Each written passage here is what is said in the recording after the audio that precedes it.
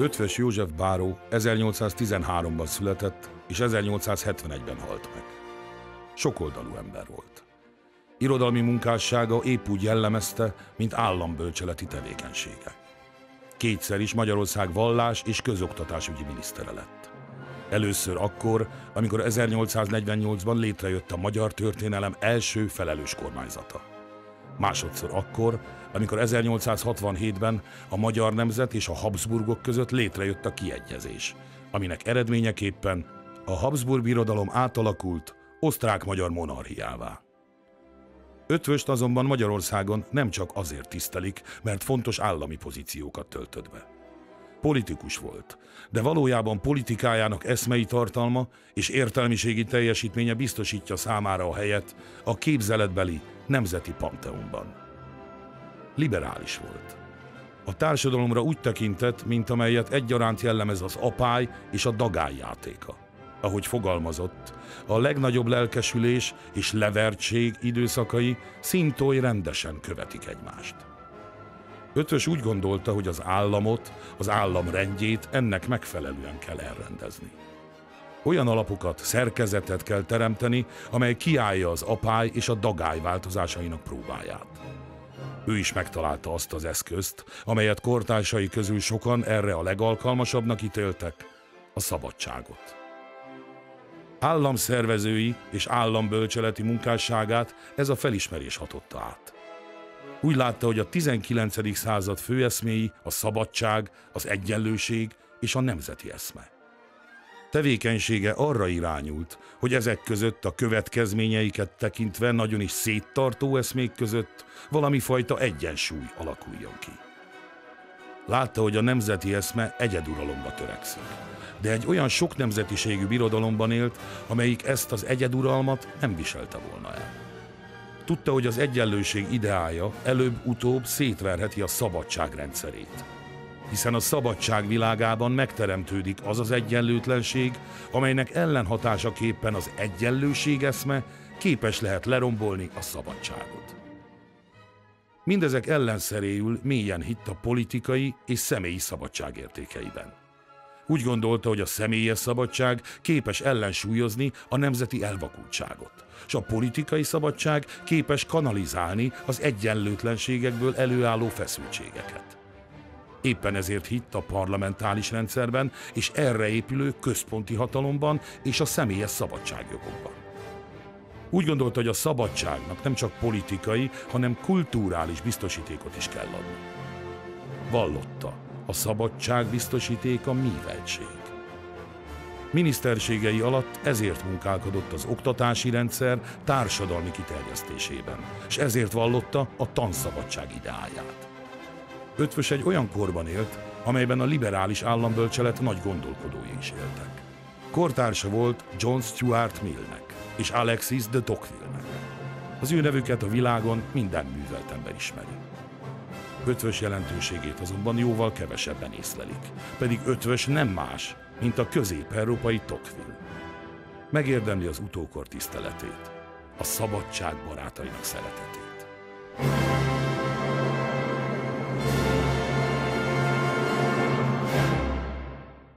Tisztelt házelnök úr, tisztelt főigazgatóasszony, tisztelt Benoit úr, tisztelt hölgyeim és uraim!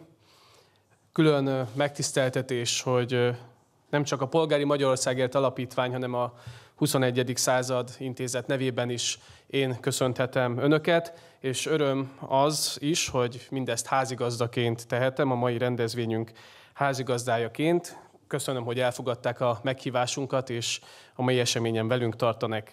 E két szervezet, a Polgári Magyarországért Alapítvány és a 21. század intézet, az a szervezet, amely együttműködésének köszönhetően 2015-ben indította útjára a nagy sikerű Eötvös József előadásokat, amely egy rendezvénysorozat, és az évről évre Magyarországra ritkán látogatóit megforduló külföldi, illetve nagy tekintélyű hazai előadókat felvonultató programsorozatnak az a célja, hogy a résztvevők az adott témában legjáratosabb, leginkább lényeglátó és leghitelesebb értelmezők segítségével gondolkodhassanak el folyamatosan változó világunkról, a közélet leginkább foglalkoztató aktuális kérdésekről.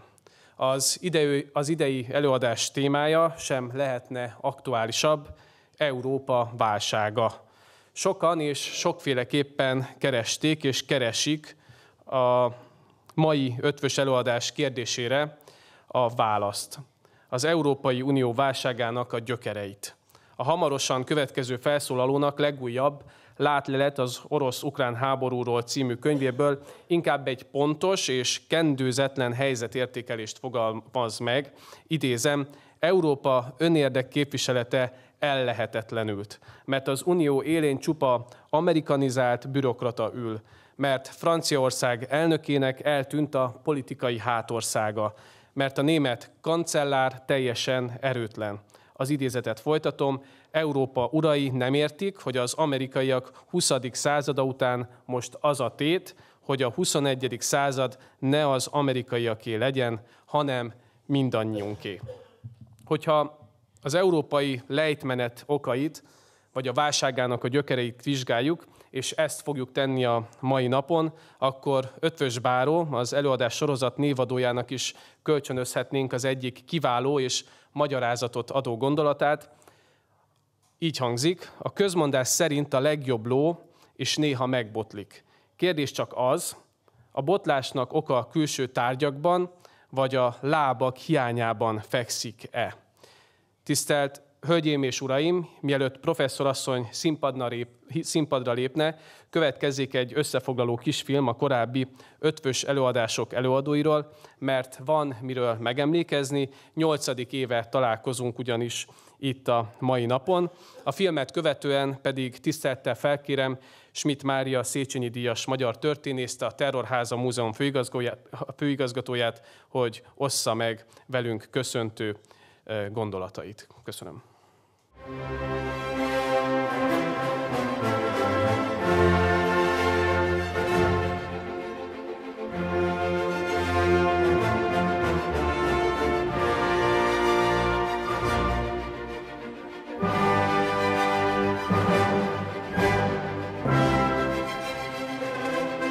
Nem mindegy mit és mennyit tudunk a világról.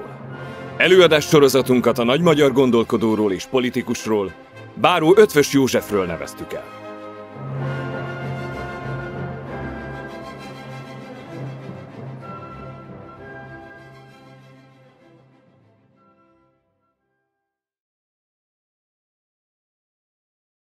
Tisztelt elnök úr, tisztelt hölgyeim és uraim, kedves vendégeim! Európában háború zajlik. És háborúk zajlanak minden kontinensen, Afrikában, Ázsiában, Latin-Amerikában. És újabb háborúk vagy zavargások lehetséges kitörésére utaló politikai, gazdasági és társadalmi feszültségek izzanak, még több helyütt is, Tajvanon, a Koreai-tengeren, Fekete-Afrika legalább fél tucatnyi országában, a nyugat-európai metropoliszokban, Mexikó és Amerika határán, felsorolni sem tudom még hol. Naponta, sőt óránként euró, dollár, rubel és yuan milliárdok vándorolnak, államok, civil szervezetek, multinacionális vállalatok, olajtankercégek, embercsempészek és fegyverkereskedők között. A 100 milliárdok egy részét talán még lehet követni, egy meggyőződésem szerinti nagyobb részét már a fekete piac zabálja föl. Olyan sokba fog kerülni egy meleg lakószoba, egy fűtött korterem vagy egy iskolai osztályterem, mint a mi életünkben még soha. Víz alatti drónok csővezetékeket robbantanak, mindenhol terrortámadások, tiszta James Bond film minden. Tragikus, szomorú, súlyos napokat, sőt órákat élünk. Kedves barátaim, nekünk, az alapítványunknak, együtt a Polgári Magyarországért Alapítvánnyal, nos, nekünk nincsenek fegyvereink, nincs gazdasági befolyásunk, nincsenek olajmezőink, palagázunk, naperőművünk, nem szavazunk sem az országgyűlésben, sem az Európai Parlamentben, vagy az ENSZ Biztonsági Tanácsában. Mégis, talán furcsa mód, a legerősebb, a leghatásosabb eszköz nálunk van. Ez az eszköz, a gondolatok, a szavak ereje. Mi ezzel tudunk küzdeni a békéért, a szabadságért, a szegénység és a kiszolgáltatottság ellen. Most, a válságok évtizedében a szavak és a gondolatok ereje felbecsülhetetlenül fontos. A fegyverek, a pénz, az energia feletti hatalom ugyanis megöríti az embereket keleten, nyugaton, északon és délen.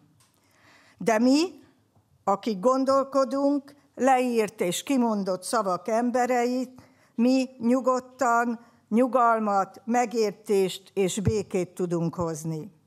A tábornokok a fegyver, az igazgatótanácsi elnökök a profit, a politikusok a hatalom által mozgatottak. Nekik az a dolguk, ez a hivatásuk évezredek óta.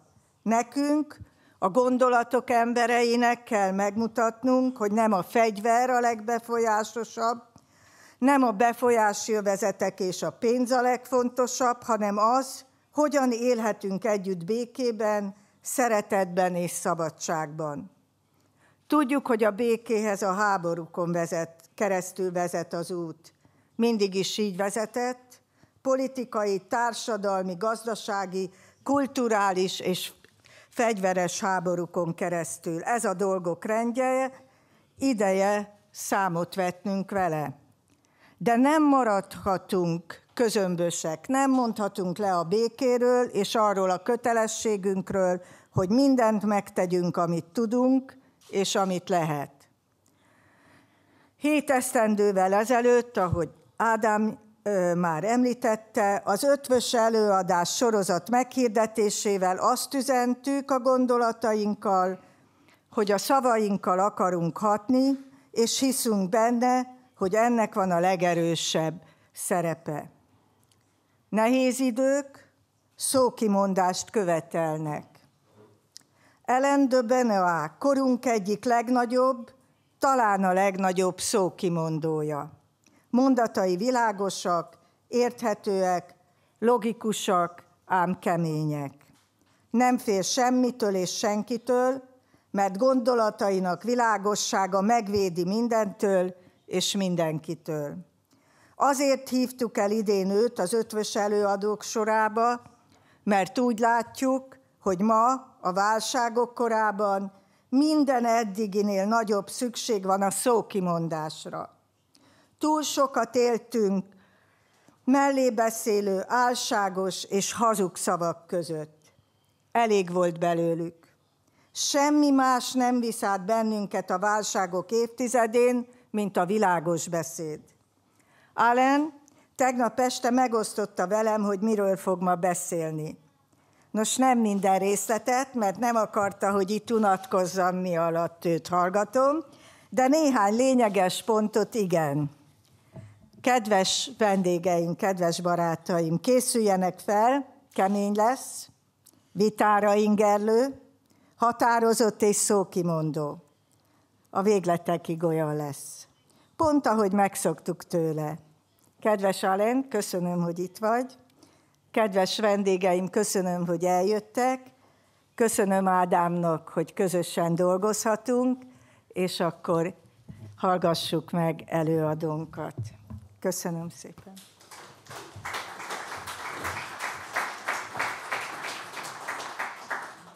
Köszönjük szépen, főigazgató asszony, köszöntő bevezető gondolatait. A régi világ eltűnőben van, egy új világ jön létre, vallja egy 2018-as interjújában a ma este meghívott főelőadója. Akkori megállapítása következménye, avagy okozója a mai előadás témájának, az hamarosan kiderül. Most egy bemutató rövidfilm következik, azt követően pedig tisztelettel felkérem Alain de Benoist, a Francia Akadémia esszé nagydíjával kitüntetett írót és filozófust, hogy tartsa meg az előadását. Alain de Benoist, francia író, filozófus. 1943-ban született Tourban. A Sorbonnon filozófiát, szociológiát és vallástörténetet tanult, majd a párizsi jogi karon politikatudományt és alkotmányjogot hallgatott. Az 1968-as baloldali diáklázadás napjaiban társaival egy új, jobboldali kultúra megteremtését tűzték ki célul, és létrehozták az európai civilizáció tanulmányozásának csoportját, amely síkra szállt az európai őshonos népek kultúrájának megőrzéséért, és emellett élesen kritizálta az egyenlőséget, az amerikanizmust és a liberalizmust. Alain de Benoist elsőként írta az új világrend születéséről, amelyben a régi jobb- és baloldali szembenállás helyébe az európai nemzetek és a globalista elit harca lép. Ellenzi Brüsszel központosító törekvéseit, és hazugságnak tartja a gender ideológiát. Évtizedeken keresztül szoros barátságot ápolt a 2010-ben elhunyt magyar-amerikai katolikus filozófussal, Molnár Tamással. 1978-ban elnyerte a Francia Akadémia Eszé nagydíját. Írásaiban bírálja a globalizmust, elutasítja a rasszizmust, ugyanakkor hisz az eltérő civilizációk és kultúrák különélésében, amelyet etnopluralizmusnak nevez. Több francia lap szerkesztője. Eddig 120 könyve és 2500 cikke, 800 interjúja jelent meg. Magyarul is olvasható a többi között a Kommunizmus és nácizmus című műve és a Hogyan legyünk pogányok című írása. Az elmúlt években a Populista pillanat és a Liberalizmus ellen címmel jelentek meg kötetei. Alain de Benoist alapítványú meghívására 2013-ban részt vett a Sztálin világ a kommunizmus ára című nemzetközi konferencián, valamint 2018-ban az Új világrend született címmel rendezett nemzetközi konferencián.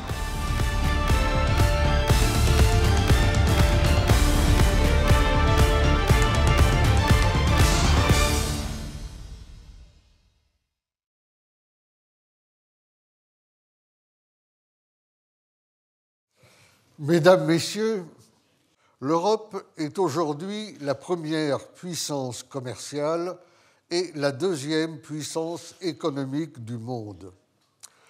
L'Union européenne représente à elle seule le quart du produit intérieur brut mondial.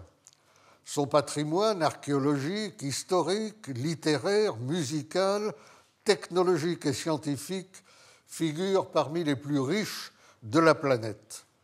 Mère de la philosophie, ses concepts, ses idées et ses représentations irriguent une tradition de pensée ininterrompue depuis près de 3000 ans.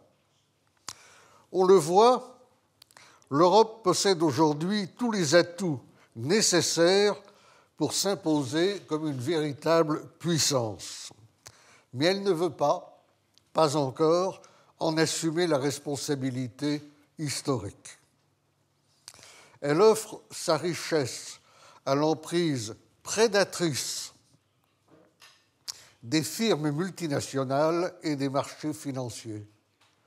Elle laisse partir ses élites vers les États-Unis. Elle abandonne sa défense à une alliance gouvernée depuis Washington, tout en soumettant son embryonnaire diplomatie commune au diktat d'un pays qui n'a pas hésité, voici quelques années, à bombarder l'un de ses peuples, le peuple serbe.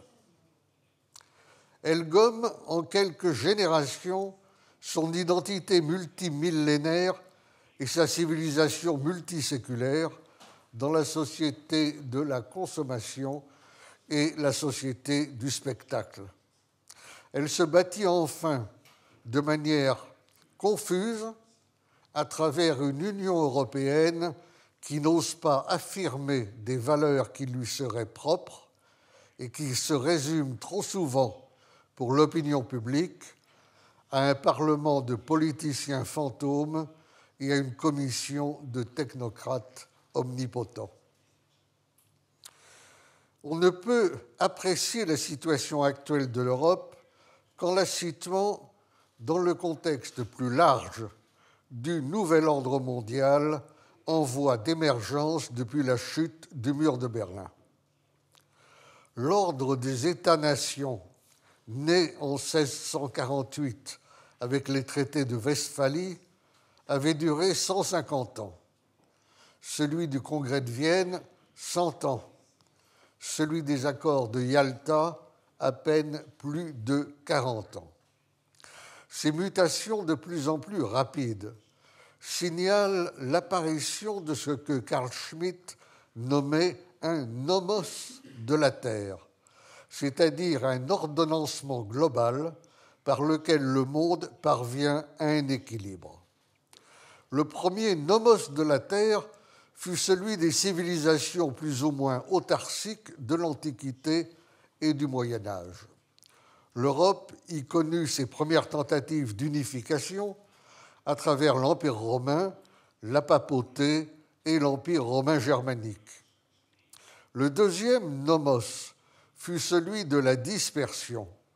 Les nations européennes, d'abord divisées par des guerres de religion, se placent à partir de la Renaissance en position de concurrence pour la colonisation du monde et la domination de l'Europe. L'époque s'achève par les deux guerres mondiales de la période 1914-1945.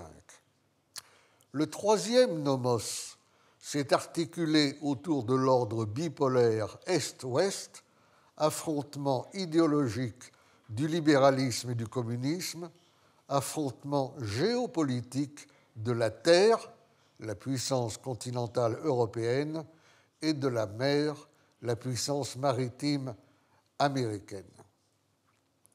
Depuis la chute du mur de Berlin, nous sommes entrés dans le quatrième nomos de la Terre.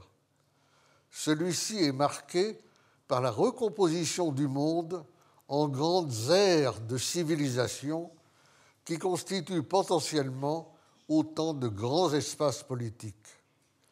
Mais cette multipolarité du monde n'est encore que virtuelle, car une seule civilisation, celle des États-Unis d'Amérique, occupe aujourd'hui une position hégémonique dans les 6 grands domaines de la puissance technologique, économique, financier, militaire, médiatique et culturel. L'objectif des Américains, pourrait-on dire, est simple: retarder autant qu'il est possible la transformation de l'universum occidental en pluriversum planétaire.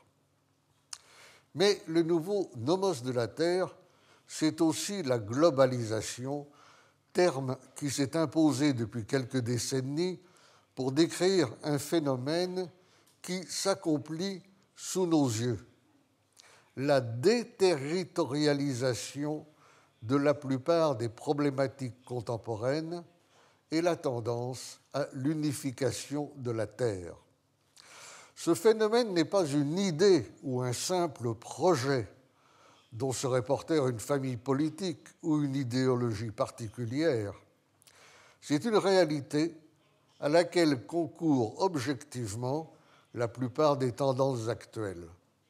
L'ampleur du phénomène en laisse prévoir la durée. La globalisation, pour le dire autrement, constitue désormais le cadre de notre histoire présente. C'est pourquoi se déclarer contre la globalisation n'a aujourd'hui plus beaucoup de sens. Mais on peut en revanche en élucider la signification et tenter d'agir sur ses formes et son contenu. Avec la globalisation, la Terre ne s'unifie pas n'importe comment. Elle s'unifie tendanciellement sous la forme d'un marché, c'est-à-dire sous l'unique horizon de la logique de la marchandise et de la recherche d'une hausse des profits. Cet avènement d'un marché mondial s'accompagne d'une transformation des mentalités. L'intériorisation du modèle du marché consacre, dans les esprits comme dans les comportements, le primat des valeurs marchandes. la plupart des domaines qui, auparavant, échappaient encore, dans une certaine mesure, à la logique du capital, l'art, la culture, le sport, l'éducation, etc., ils sont aujourd'hui pleinement intégrés. Le modèle anthropologique désormais dominant est un modèle utilitariste. L'homme se définit comme un individu essentiellement soucieux de produire et surtout de consommer, comme un agent économique censé rechercher en permanence à maximiser son meilleur intérêt. On est passé ainsi d'une société avec marché à une société de marché. Mais il va sans dire que le développement des échanges ne fait disparaître ni l'aliénation ni le préjudice. La seule demande qui peut être prise en compte par le marché est en effet, il ne faut pas l'oublier, la demande solvable. Quels sont les effets de la globalisation?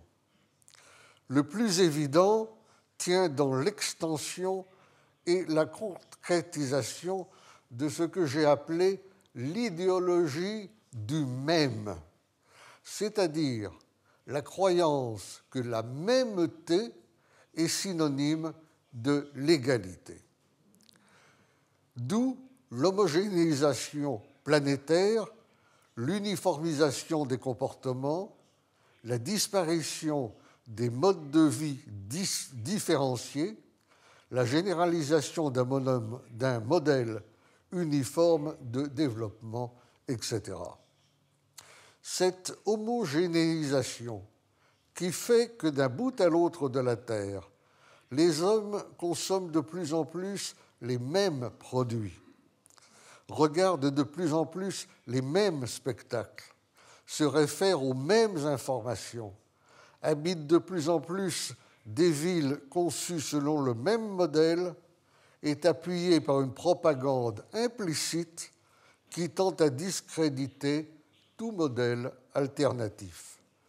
L'idée générale, sans cesse martelée par les politiciens comme par les médias, est que nous vivons non pas dans le meilleur des mondes, mais dans un monde qui, quoique imparfait, n'en est pas moins préférable à tout autre. Parallèlement, on voit se mettre en place des procédures de contrôle qui, elles aussi, s'étendent à l'échelle mondiale et dans lesquelles on peut voir les prodromes d'une sorte de panopticon planétaire, l'avènement de la société de surveillance totale. Cependant, il faut noter en même temps le caractère dialectique de la globalisation. Cette dialectique représente sa contradiction principale. Dans la mesure même où la globalisation apparaît, non sans raison, comme l'imposition unilatérale d'un mode de vie qui serait partout le même, elle suscite un peu partout dans le monde de fortes résistances identitaires. Plus la globalisation actualise l'unification, plus elle potentialise la fragmentation. Plus elle actualise le global, plus elle potentialise le local. Plus l'Union européenne dépossède les nations de leur souveraineté, plus les nations et les peuples sont poussés à affirmer leur identité. La globalisation réalise par ailleurs ce qu'on pourrait appeler l'abolition du temps et de l'espace. L'abolition du temps résulte de ce que, grâce aux techniques instantanées d'information et de communication, tout arrive et se propage désormais en temps zéro.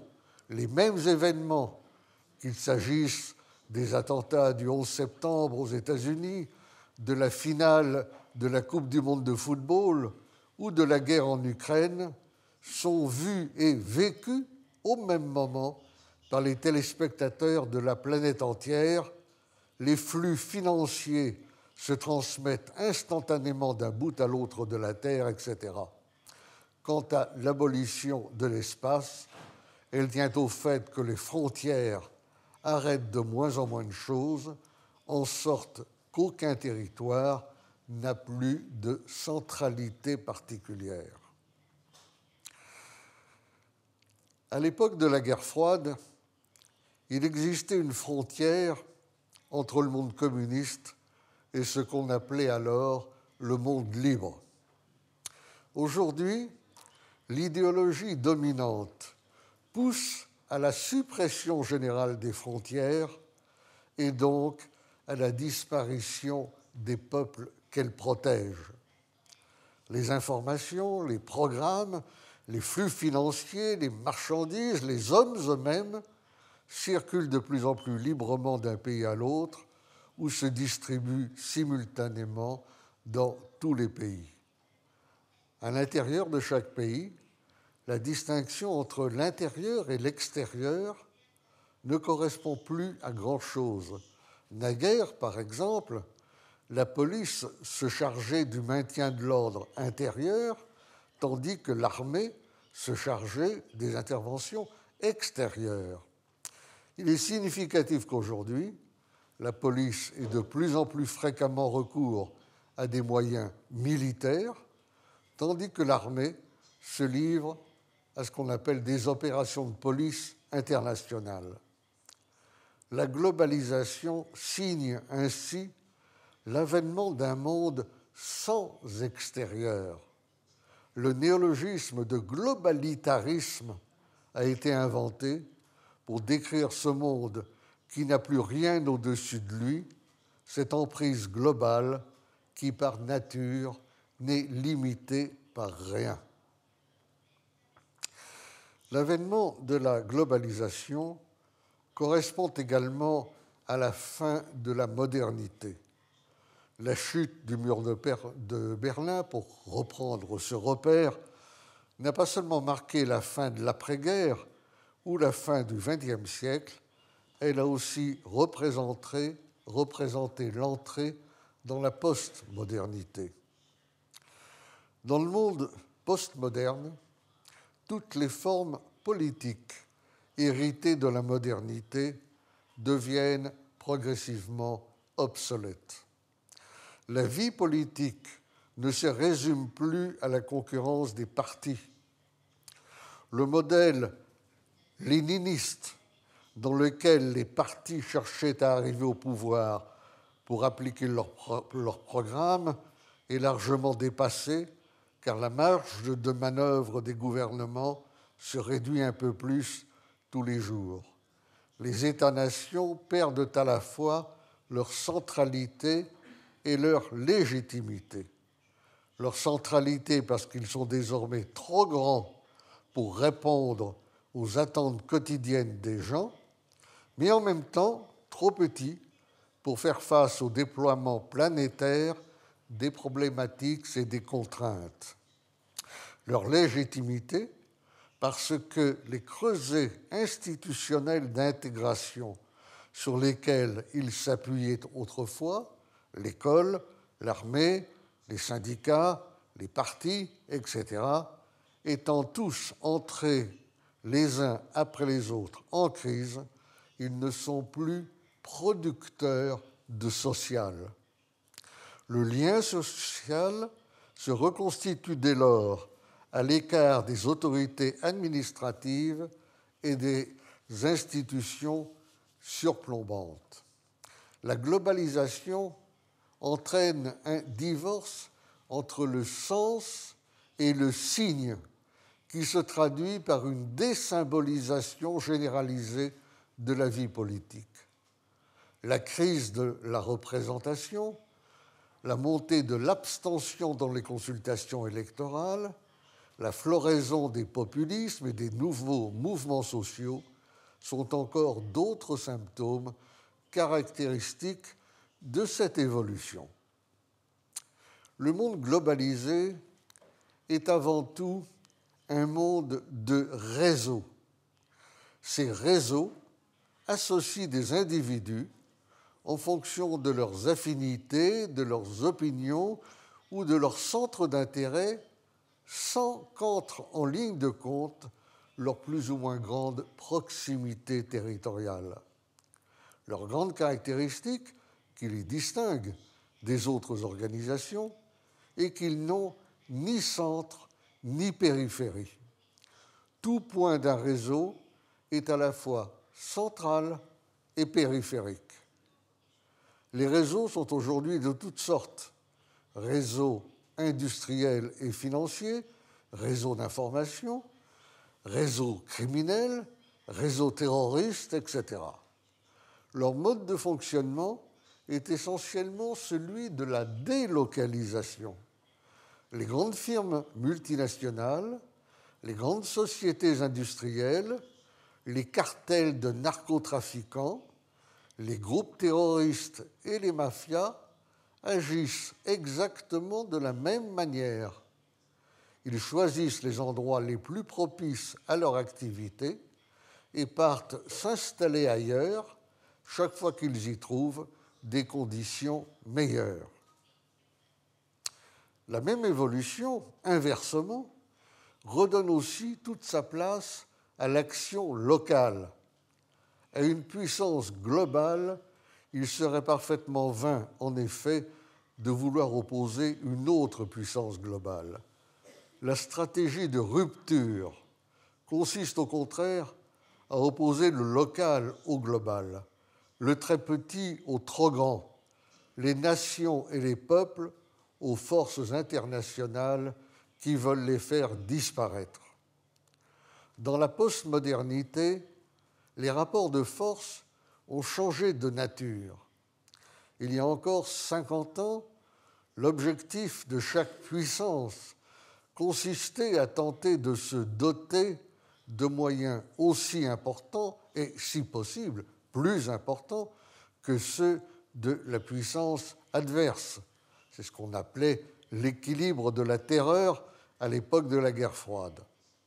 Aujourd'hui, les conflits se caractérisent plutôt par l'asymétrie des forces en présence, comme on a encore pu le voir de manière spectaculaire avec les attentats du 11 septembre. À l'époque postmoderne, il ne sert à rien de combattre frontalement la globalisation. Il est beaucoup plus important de créer des communautés autonomes et des espaces libérés, organisés localement sur la base d'objectifs communs et de valeurs partagées. Cette évolution favorise les possibilités d'action locale et du même coup la réapparition de la dimension politique du social. L'application à tous les niveaux du principe de subsidiarité qui consiste à ne laisser remonter vers le haut que ce pour quoi les niveaux inférieurs n'ont pas de compétences concrètes serait l'un des meilleurs moyens de porter remède au contenu actuel de la globalisation. Les réticences que l'on peut constater aujourd'hui vis-à-vis de l'Europe s'alimentent des incontestables défauts de la construction européenne. On ne peut qu'être frappé à cet égard du total décalage existant entre une Union européenne particulièrement avancée sur le plan commercial et financier et quasiment inexistant dans les domaines militaires, politiques et sociaux. L'Europe ne dispose aujourd'hui d'aucun exécutif digne de ce nom. Elle est créatrice d'obligations par le biais du droit communautaire, mais semble incapable d'en donner la justification. Le discours sur la subsidiarité est contredit par la mise en place d'une bureaucratie qui se veut omnicompétente. Faute d'une instance constituante rompant avec la méthode opaque des conférences intergouvernementales, l'Europe devient productrice de flou. ne comprenant plus rien à l'enchevêtrement des compétences et des pouvoirs, inquiet devant des abandons de souveraineté qu'ils ne voient pas compensés par l'émergence d'une souveraineté européenne, menacés dans leur vie quotidienne par un double déficit démocratique et social, ayant le sentiment que l'Europe se résume aux banquiers de Francfort, aux technocrates de Bruxelles et aux juges de La Haye, beaucoup de citoyens tendent à regarder l'Europe comme un problème beaucoup plus que comme une solution.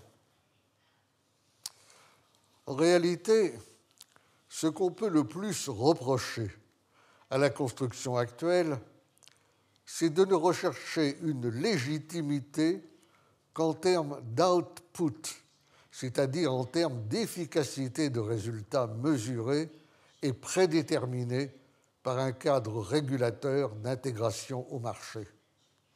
La dynamique d'intégration s'oriente alors fondamentalement vers une société de marché transnationale et socialement dérégulée, dont la valeur se résume à la stabilité monétaire et à la compétitivité des entreprises. Or, ce qu'il faut plutôt rechercher, c'est au contraire une légitimité en termes d'input, la construction européenne devant avoir pour objectif de permettre à toutes les parties associées de traiter elles-mêmes librement, chaque fois qu'elles le peuvent, les problèmes qui les concernent en acceptant les conséquences qui découlent de cette liberté. Je dirais qu'il faut se défaire de cette vision absolutiste qui a trop longtemps interdit de penser l'exercice de la démocratie dans un cadre autre que celui de la démocratie libérale, alors que l'évolution actuelle a partout entraîné l'uniformisation, la relégation dans le privé des liens substantiels entre les membres des diverses communautés, la suppression des enracinements concrets et des appartenances particulières, la centralisation et la concentration des pouvoirs entre les mains d'une nouvelle classe de gestionnaires et de techniciens. Comme l'avait déjà noté Nicolas Berdyaev, l'État n'a de sens que pour autant qu'il crée les conditions de vouloir vivre ensemble en faisant participer à la vie publique tous les membres du corps politique tout en étant le garant de l'ordre des autonomies. Il s'agit de retrouver les échelons intermédiaires supprimés par des siècles de jacobinisme et de faire ressurgir une vie locale, nationale et régionale fondée sur des valeurs partagées, aujourd'hui menacées par la montée de la rationalité anonyme, des valeurs marchandes et de la globalisation. Je dirais qu'il s'agit ici, dans une certaine mesure, d'envisager une autre globalisation, non pas une globalisation orientée vers l'homogène, mais vers la diffusion uniforme des valeurs marchandes, mais une globalisation fondée sur le maintien de la diversité, léguée à nos descendants un monde qui ne soit pas moins riche en différences que celui que nous avons reçu. La formation des grands espaces continentaux autocentrés, la pluralité des puissances, la diversité des peuples, l'autonomie locale, l'indépendance nationale, la démocratie participative et le principe de subsidiarité. J'en reviens maintenant à l'Europe. S'il y a aujourd'hui un mot qui caractérise le mieux l'état du monde, et plus spécialement celui de l'Union européenne, c'est bien le mot crise. Dans l'époque de transition où nous nous trouvons actuellement, l'Europe traverse de toute évidence une crise politique, une crise économique, une crise spirituelle, une crise intellectuelle et morale. Je voudrais, dans cette conférence, passer en revue quelques-unes des causes profondes de cette crise. Il y a encore 20 ans, l'Europe apparaissait comme la solution à presque tous les problèmes. Aujourd'hui, elle est perçue comme un problème que personne ne sait plus résoudre. Sous l'effet de la désillusion, les reproches pleuvent de partout. Quand on parle de l'Europe, les termes qui reviennent désormais le plus souvent sont ceux d'impuissance, de paralysie, de déficit démocratique, d'opacité, d'architecture institutionnelle incompréhensible, de comportement autoritaire et punitif dans ses rapports avec les nations. À la Commission européenne, on reproche de multiplier les contraintes, de se mêler de ce qui ne la regarde pas, de vouloir sanctionner tout le monde, d'être organisée de manière incompréhensible, d'être dépourvue de légitimité démocratique, d'anéantir la souveraineté des peuples et des nations, de n'être plus qu'une machine à ne pas gouverner ou, si l'on préfère, à gouverner sans le peuple. Dans la plupart des pays, les opinions positives sur l'Union européenne sont en chute libre depuis au moins 15 ans. En France, la proportion de ceux qui pensent que l'appartenance à l'Union est une mauvaise chose a même bondi de 25% en 2004 à 41% en 2013, et aujourd'hui, d'après les sondages, ce sont 70% des Français qui souhaitent limiter les pouvoirs de l'Union européenne.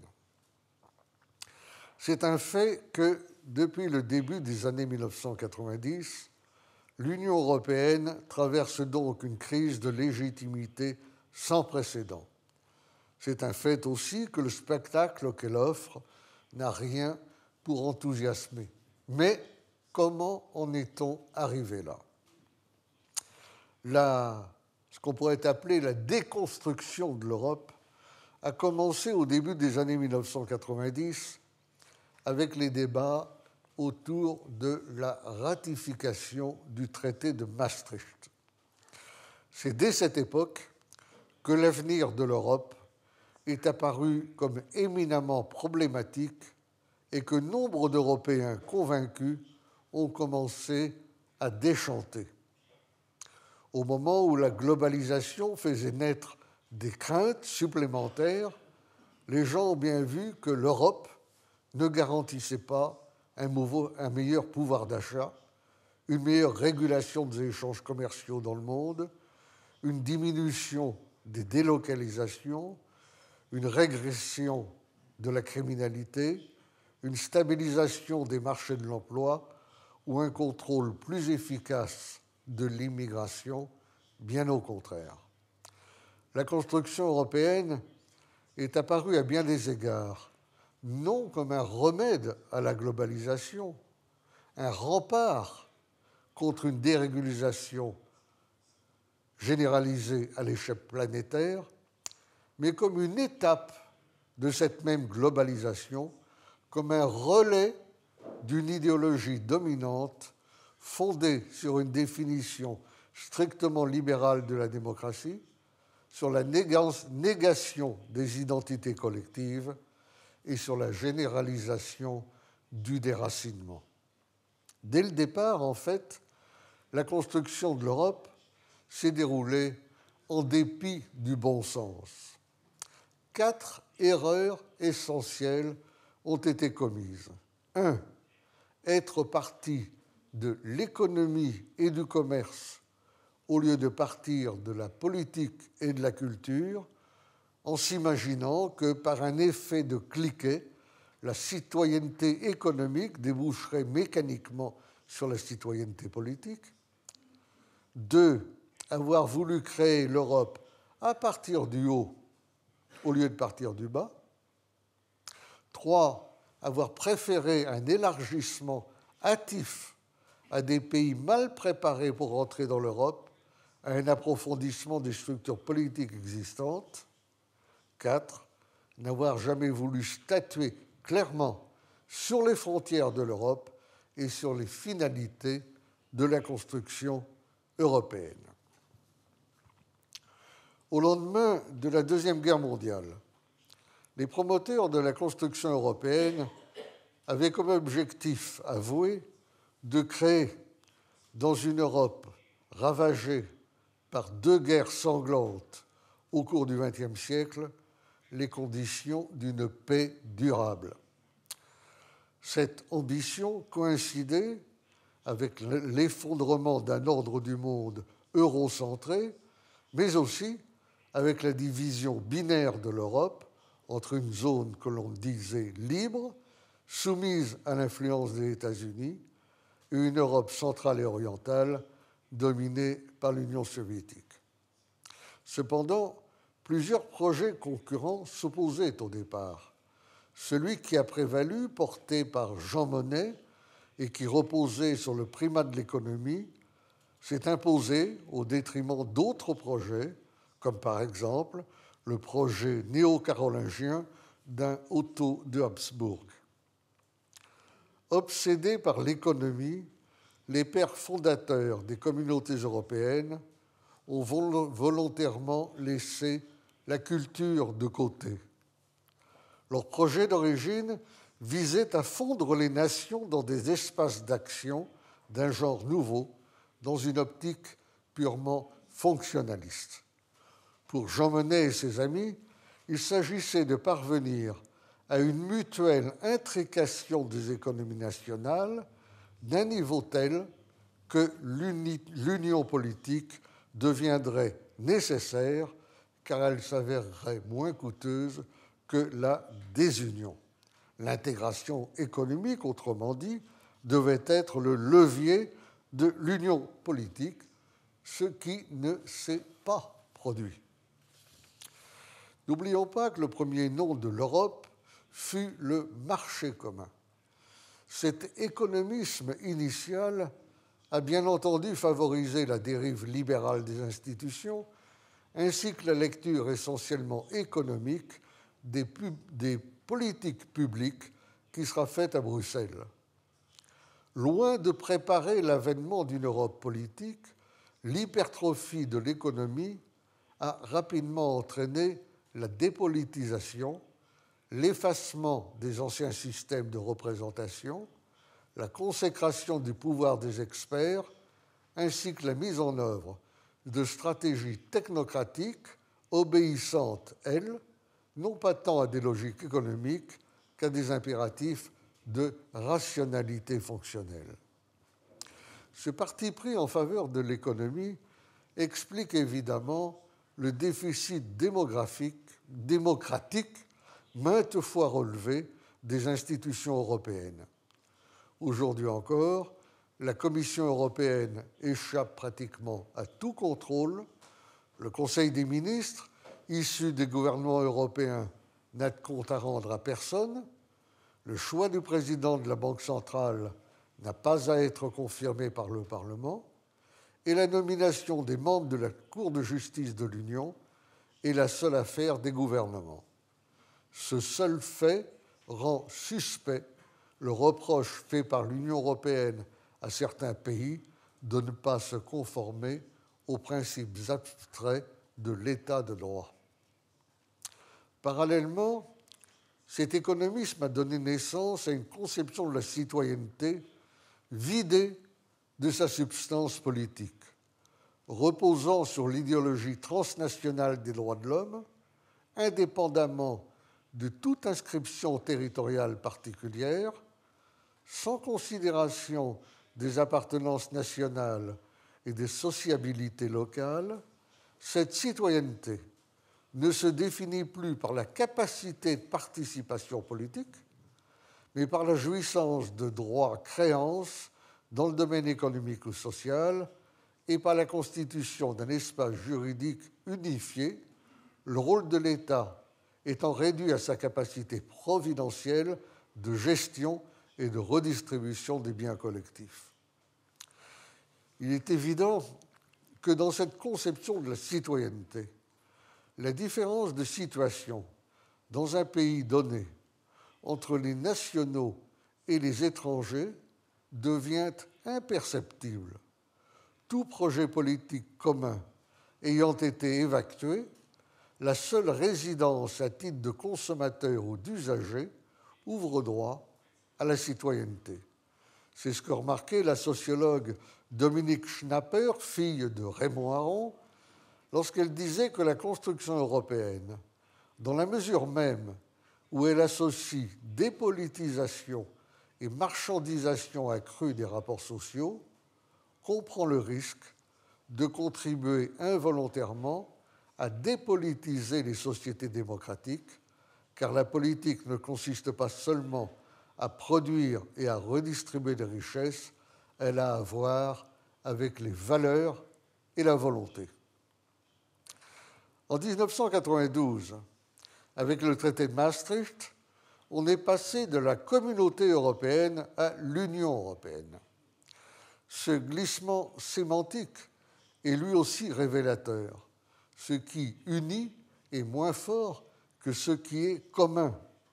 Le passage d'un terme à l'autre, comme l'a remarqué l'économiste René Passet, consacrait la primauté des impératifs du libre-échange sur ceux du rapprochement des peuples. L'Europe d'aujourd'hui, c'est donc d'abord l'Europe de l'économie et de la logique du marché, le point de vue d'une large partie des élites libérales étant qu'elle ne devrait être rien d'autre qu'un vaste supermarché obéissant exclusivement à la logique du capital. La deuxième erreur, comme je l'ai déjà dit, a consisté à vouloir créer l'Europe à partir du haut, c'est-à-dire à partir des institutions de Bruxelles. Une saine logique aurait au contraire voulu qu'on parte du bas, du quartier, du voisinage, lieu d'apprentissage de base de la citoyenneté, vers la commune, ou de l'agglomération vers la région, de la région vers la nation, de la nation vers l'Europe. C'est ce qu'aurait permis l'application rigoureuse du principe de subsidiarité. La subsidiarité, je l'ai dit, exige que l'autorité supérieure intervienne dans les seuls cas où l'autorité inférieure est incapable de le faire. C'est ce qu'on appelle le principe de compétence suffisante. Elle exige aussi, comme l'avait noté Johannes Althusius dès le début du XVIIe siècle, qu'aucune décision ne soit prise à un échelon supérieur sans avoir reçu le consentement des échelons inférieurs. Or, dans l'Europe de Bruxelles, le principe de subsidiarité a été transformé en principe d'efficacité, c'est-à-dire en un principe jacobin permettant à la bureaucratie de tout réglementer par le moyen de ses directives et à l'autorité supérieure d'intervenir chaque fois qu'elle veut le faire, avec comme résultat que la Commission décide de tout parce qu'elle s'estime, parce qu'elle se juge omnicompétente. La troisième erreur a consisté à élargir prématurément ou inconsidérément l'Europe, alors qu'il aurait fallu en priorité approfondir les structures existantes tout en menant un vaste débat politique dans l'ensemble de l'Europe pour tenter d'établir un consensus sur les finalités. On l'a vu tout particulièrement lors de l'élargissement aux pays d'Europe centrale et orientale. Il en est résulté une dilution et une perte d'efficacité qui ont rapidement convaincu tout le monde qu'une Europe à 25 ou à 30 était tout simplement ingérable. La puissance n'est en effet pas seulement une affaire de taille. Ici, non seulement le principe « plus on est grand, plus on est fort » ne vaut plus, mais il s'inverse. plus l'Union européenne s'étend sans se réformer, plus son impuissance s'accroît, ce qui revient à dire qu'au-delà d'un certain seuil, l'Europe change de nature et ne peut plus fonctionner comme avant. Compte tenu de la disparité des niveaux économiques, des conditions sociales et des systèmes fiscaux, l'élargissement hâtif de l'Union européenne a en outre déclenché un chantage aux délocalisations au détriment des salariés. Il a enfin été l'une des causes majeures de la crise de l'euro, ce qui explique que la mise en circulation d'une monnaie unique, loin de favoriser la convergence des économies nationales en Europe, l'a au contraire aggravée jusqu'à la rendre insupportable. Quatrième erreur, le débat sur les frontières, c'est-à-dire sur la réalité géographique et géopolitique de l'Europe, a constamment été escamoté, tout comme le débat sur l'identité européenne et les finalités de ces institutions. La crainte de nombre d'eurocrates a visiblement été d'enfermer le développement de l'Union dans des frontières trop précises. Certains d'entre eux ne se cachent pas d'ailleurs de voir dans l'Union européenne un ensemble multiculturel promis comme le marché à une extension indéfinie. On se souvient par exemple de Dominique Strauss-Kahn prenant position pour une Europe allant de l'Arctique au Sahara. La tâche de l'Union serait en quelque sorte d'abolir la différence entre l'Europe et le reste du monde, ruinant ainsi d'emblée ce qui devait être sa raison d'être. Les frontières de l'Europe sont pourtant dictées par l'histoire comme par la géographie. Elles s'arrêtent à l'ouest, aux rives de l'Atlantique, au nord, aux régions circumpolaires, au sud, au Bosphore, à l'est, aux portes de la zone d'influence russe. Mais l'absence de débat sur les frontières est lui-même liée à l'absence de débat sur les finalités. Que l'Europe choisisse de devenir une grande zone de libre-échange ou une puissance autonome implique en effet, pour les deux projets, des frontières différentes. Le premier projet, par exemple, permet l'adhésion de la Turquie, alors que le second l'exclut. L'Europe, enfin, n'a cessé de se construire sans les peuples. On pourrait même dire que la grande constante des faiseurs d'Europe a été leur méfiance irrépressible vis-à-vis de toute demande d'arbitrage émanant des électeurs, c'est-à-dire des peuples. C'est ainsi qu'il y a quelques années, on avait formulé un projet de constitution sans que jamais soit posé le problème du pouvoir constituant. Et lorsqu'on a consulté le peuple par voie de référendum, comme en France ou aux Pays-Bas en 2005, cela a été, au vu des résultats, le non l'avait emporté, pour se repentir amèrement et se jurer qu'on ne le ferait plus. Les votes négatifs n'ont ainsi en rien servi de leçon. Personne ne s'est avisé qu'il faudrait peut-être s'engager sur une autre voie plus conforme à la volonté populaire. Les eurocrates se sont employés, tout au contraire, à trouver le moyen pratique de ne tenir aucun compte de l'avertissement qui leur avait été lancé. Le résultat a été le projet de traité simplifié adopté au sommet de Lisbonne, qui avait pour seul objet de contourner l'opposition au traité constitutionnel européen en reproposant le même contenu sous un habillage différent. Là encore, le principe démocratique de la souveraineté du peuple a été bafoué. Notons au passage qu'une constitution implique un pouvoir constituant, car aucun pouvoir public, potestas, ne peut se substituer à l'autorité, auctoritas, du peuple ou de ses représentants.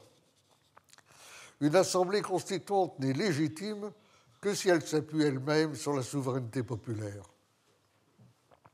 Or, le projet de traité constitutionnel issu de la Convention sur l'avenir de l'Europe crée comme un déni radical de pouvoir constituant que sont le ou les peuples européens.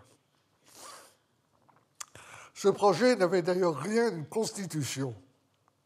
Une constitution est un document relativement simple, au volume assez limité. Or, le projet de traité pesait plus de 800 pages. Une constitution se contente de fixer des normes et des règles, d'énoncer des principes fondateurs et de définir un cadre durable dans lequel fonctionneront les institutions, mais elle n'arrête ou ne détermine aucune politique particulière. Elle se situe au-dessus du débat politique qu'elle se borne à rendre possible, car c'est au peuple qu'il revient de trancher en matière d'orientation et de choix politiques. Elle ne détermine pas non plus de manière immuable des alliances militaires qui peuvent changer en fonction des conjectures ou des événements. Le traité, tout au contraire, gravait dans le marbre toutes sortes d'orientations en matière économique et en matière de défense qu'il espérait ainsi rendre irréversibles en les soustrayant au jugement et au choix des citoyens. La vérité est que l'Europe n'a jamais été fondée politiquement. Même la supranationalité existante actuellement n'a pas résulté d'une délibération publique ou d'un processus démocratique, mais d'une décision judiciaire de la Cour européenne de justice qui, dans ses deux arrêts fondamentaux de 1963 et 1964, a élevé les traités fondateurs de l'Europe au rang de charte constitutionnelle, avec pour effet direct la primauté des droits communautaires par rapport aux droits nationaux.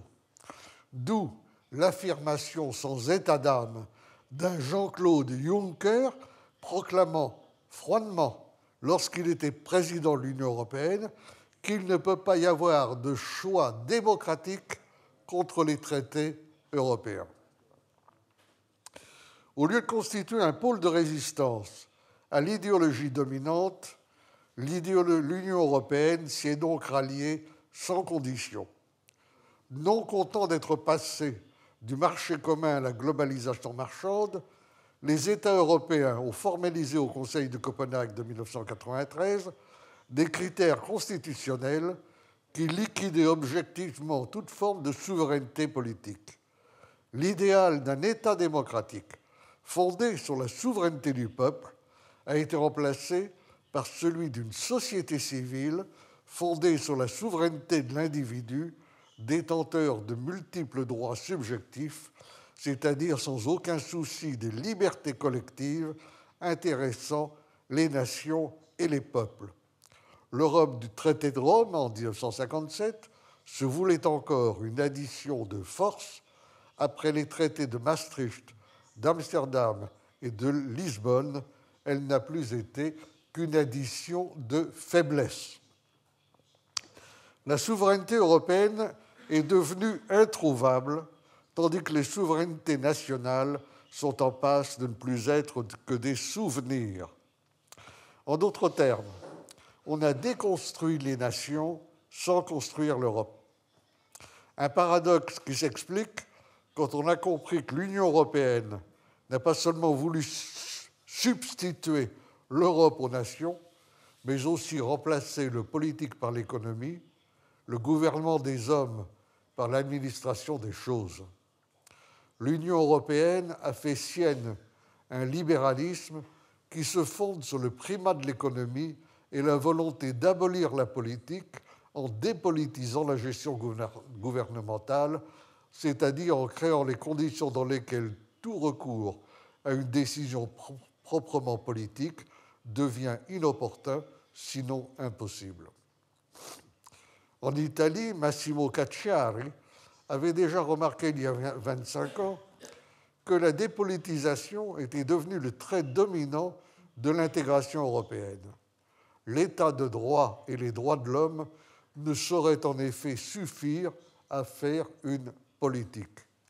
Quant à la démocratie libérale, elle associe deux termes, libéralisme et démocratie, qui ne sont nullement synonymes, puisque la doctrine libérale ne reconnaît pas la souveraineté du peuple, s'obstinant à ne voir dans les peuples que de simples agrégats d'individus.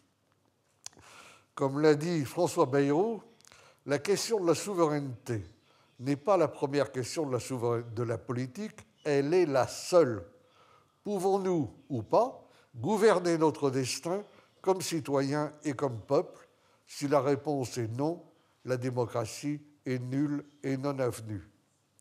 Une décision politique sans légitimité démocratique n'emporte ni confiance ni obéissance. Il est au contraire légitime de chercher à s'y soustraire. À cette orientation libérale de l'Union européenne s'ajoute une crise morale. Obsédée par l'universalisme dont elle a si longtemps été le vecteur, l'Europe a intériorisé un sentiment de culpabilité et de négation de soi qui a fini par façonner sa vision du monde. Elle est ainsi devenue le seul continent qui se veut ouvert à l'ouverture, sans considération de ce qu'elle peut elle-même apporter aux autres. L'Europe, depuis ses origines, s'est employée à conceptualiser l'universel. Elle s'est voulue, pour le meilleur et pour le pire, une civilisation de l'universel. Mais on se heurte alors à une aporie majeure. L'Europe est la seule à avoir voulu penser l'universel, mais l'universel, quand il n'est pas le simple masque d'un ethnocentrisme inavoué, est aussi ce qui la met en péril de ne plus savoir ce qu'elle est. De cette aporie, il n'est possible de sortir qu'en soulignant que civilisation universelle et civilisation universelle ne sont pas synonymes. Selon un bel adage souvent cité, l'universel, dans le meilleur sens du terme, c'est le local, moins les murs. L'idéologie dominante ignore précisément la différence entre civilisation universelle et civilisation de l'universel. Sur réquisition de ses représentants, l'Europe a été assignée à l'ignorance de soi et à la repentance pour ce dont elle est encore autorisée à se souvenir, tandis que la religion des droits de l'homme universalisait l'idée du même. Un humanisme sans horizon s'est ainsi posé en juge de l'histoire, posant l'indistinction en idéal rédempteur et faisant à tout moment le procès de l'appartenance qui singularise. Comme l'a dit l'essayiste français Alain Finkielkraut, cela signifiait que pour ne plus exclure qui que ce soit, l'Europe devait se défaire d'elle-même, se désoriginer, ne garder de son héritage que l'universalité des droits de l'homme. Nous ne sommes rien, c'est la condition préalable pour que nous ne soyons fermés à rien ni à personne. Vacuité substantielle, tolérance radicale, a pu dire dans le même esprit le sociologue Ulrich Beck, alors que c'est au contraire le sentiment de vide qui rend allergique à tout.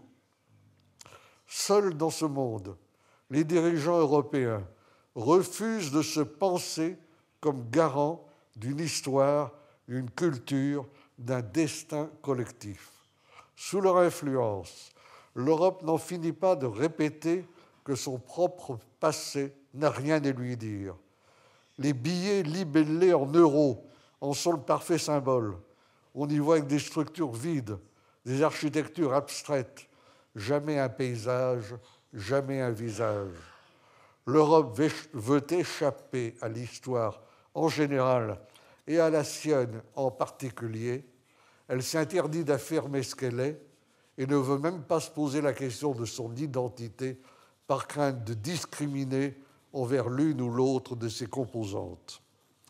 Lorsqu'elle proclame son attachement à des valeurs, c'est pour souligner aussitôt que ces valeurs ne lui appartiennent pas en propre, mais sont universelles, tous les peuples étant censés devoir s'en réclamer. Cet accent mis sur les valeurs plutôt que sur les intérêts ou les objectifs est révélateur d'une cécité collective.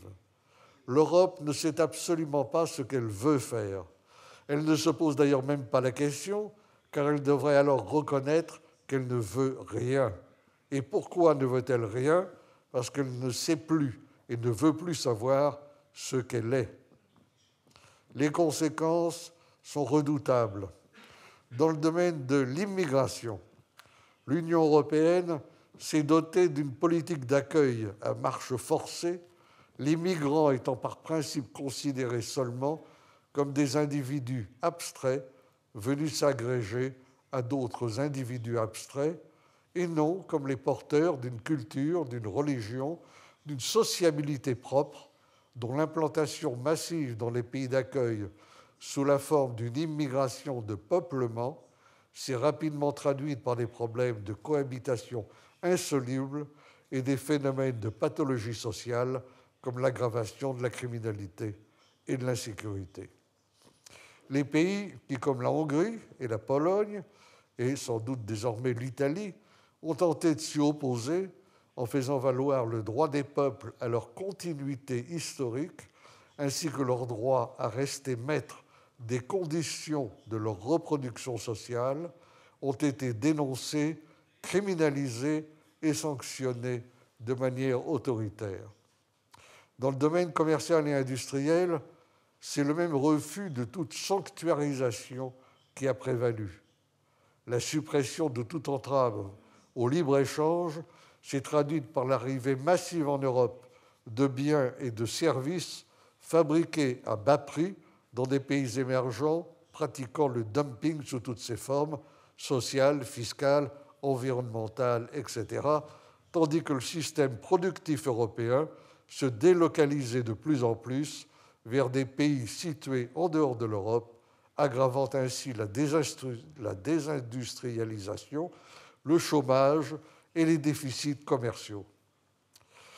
La politique étrangère est le revers de la souveraineté nationale. L'Union européenne ne constituant pas un corps politique, il ne peut évidemment pas y avoir de politique étrangère commune, mais tout au plus un agrégat conjoncturel de diplomatie nationale assorti d'une politique extérieure dérivée des compétences communautaires. Que ce soit à propos de l'intervention américaine en Irak, de la guerre en Libye, au Mali ou en Syrie, que ce soit à propos de la Russie ou du Proche-Orient, de la Palestine, du Kosovo ou plus récemment de la guerre en Ukraine, les Européens ont toujours été incapables d'adopter une position commune qui leur soit propre. La majorité d'entre eux sont contents de s'aligner sur les positions américaines. Ne se percevant pas d'intérêt commun, ils ne sauraient avoir non plus de volonté commune ou de stratégie commune. Ils ont de surcroît oublié que l'histoire est tragique et qu'elle repose toujours sur un rapport de force. Je voudrais, pour conclure, souligner que l'Union européenne mérite très mal sa dénomination. Elle prétend être une union, mais au lieu d'unir, elle a constamment désuni. La création d'une monnaie unique sous la forme d'un euro surévalué a déjà profondément divisé l'Europe horizontalement, géographiquement, entre le nord et le sud. Les problèmes liés à l'immigration de masse, qui n'ont cessé de prendre de l'ampleur ces dernières années, ont ensuite créé une fracture entre les pays décidés à rester maîtres de leur choix en matière de peuplement et ceux qui ont accepté, de façon plus ou moins passive, d'obéir aux mantras selon lesquels l'invasion migratoire est à la fois inévitable et sans conséquences négatives sur la composition et sur la vie des peuples. Il en est allé de même Plus récemment, avec le soutien apporté par l'Union européenne au lobby LGBT, lui-même dépourvu de toute légitimité démocratique, en incorporant jusqu'à ses prétentions les plus extravagantes dans sa propre doctrine. Plus récemment encore, l'attitude de l'Union européenne dans le cadre de la guerre opposant la Russie et l'Ukraine, mais aussi et sans doute surtout les États-Unis et la Russie, a montré à la perfection comment l'Europe, face à l'éternelle question de Hamlet, être ou ne pas être, a délibérément choisi de ne pas être.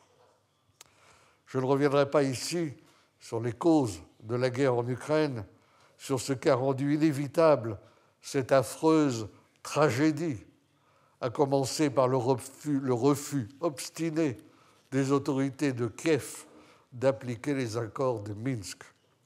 J'observerai seulement qu'aucun pays européen n'avait a priori un intérêt national existentiel à défendre en prenant position sur la guerre en Europe. Cela ne faisait que justifier, avec d'autant plus de force, ce que l'Union européenne aurait dû chercher à faire, proposer sa médiation, tenter d'obtenir un cessez-le-feu et de rétablir la paix, au lieu d'adopter des mesures qui ne font que la prolonger.